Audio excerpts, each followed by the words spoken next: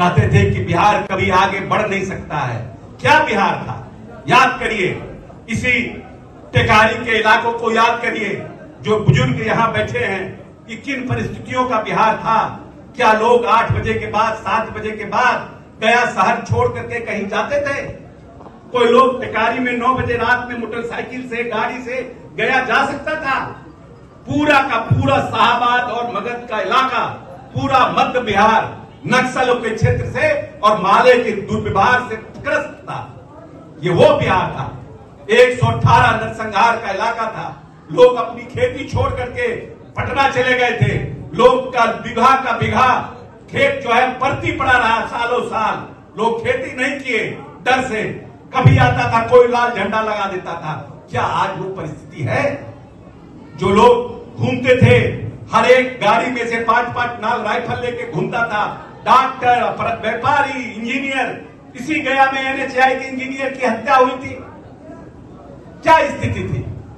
और आज पूरी तरह से नेता ने इस बिहार को, आज कोई सरस्वती पूजा का चंदा भी किसी चाय दुकान वाले से 5 रुपया का जबरदस्ती चंदा नहीं काट सकता है, क्योंकि उसको पता है कि अगर ये शिकायत करेगा तो पुलिस हमको उठा करके ले जाएगी। लेकिन जो लोग भी अम्बेडकरवादी हैं, जो लोग भी जिस तरह से माननीय नेता ने अपने तालमी मरकज, विकास मित्र, टोला सेवकों को ताकत देने का प्रयास किया है और उनके माध्यम से उस समाज को आर्थिक ताकत देने का काम किया है, उस नेता को भूलने का काम नहीं करिएगा। और बिहार बहुत मुश्किल से, लोग बड़ी बड़ी बात कर रहे हैं कि बच्चे को बस्ता पढ़ाना है, स्कूल भेजना है। जिस बिहार का बजट 26,000 करोड़ था, ध्यान रखिएगा, जिस बिहार का बजट जब नेता आए थे 26,000 करोड़ था, आज उस बिहार का बजट 3,18,000 करोड़ है। और जिस बिहार का बजट 26,000 था, उस शिक्षा विभाग के बजट को माननीय नेता ने 26,000 करोड़ करने का काम किया है। इसलिए इस चुनाव के समय में हमारे 2 उम्मीदवार यहाँ बैठे हैं। 2 अभी हमारे जो चुनाव हमारे लड़ने वाले हैं, हमारे जीते हुए 2 विधायक यहाँ बैठे हैं। दोनों विधायकों को पूरी ताकत देने का काम करिएगा और जितनी वोट से जिताए हैं उससे ज्यादा वोट से जिता करके NDA के परचम मगध और शाहबाद में दोबारा लहराने का काम करिएगा।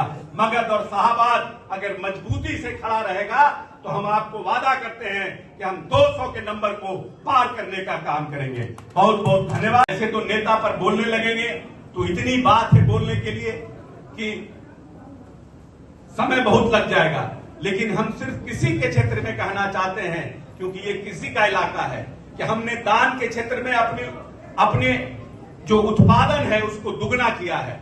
हमने मक्का में 2.5 गुना किया है, हमने दलहन में 1.5 गुना किया है, हमने सब्जी में अपने आप को आत्मनिर्भर किया है। जो मछली आंध्रा से आती थी, आज हम मछली में भी अपने उत्पादन को आत्मनिर्भर किए हैं। अंडा जो आता था आंध्रा से, आज अंडा के क्षेत्र में भी हमने आत्मनिर्भर करने का अपने को काम किया है।